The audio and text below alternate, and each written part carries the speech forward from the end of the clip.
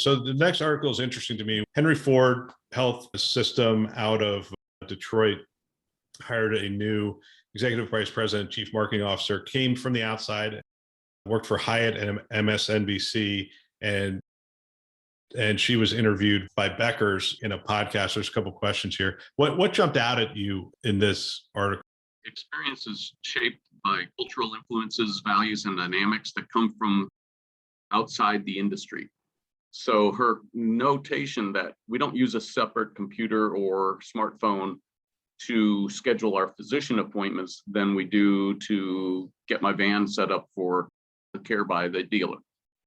Right. And or book my hotel room or do all these other things or buy on Amazon. So all these other structures are there that have shaped our expectations. Health systems, and I'm not going to beat on portals. You've talked about portals before. They lack.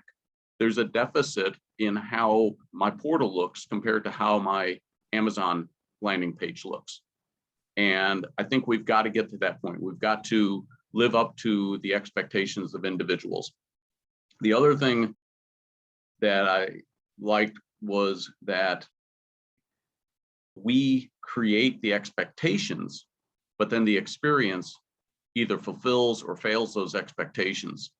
And we've got to get better at meshing that together across the system. And that gets back to my comment earlier about who's at the table, how many stakeholders are we involving as we create these programs and these expectations, marketing expectations for the folks, the consumers that we're serving, for the population we're serving.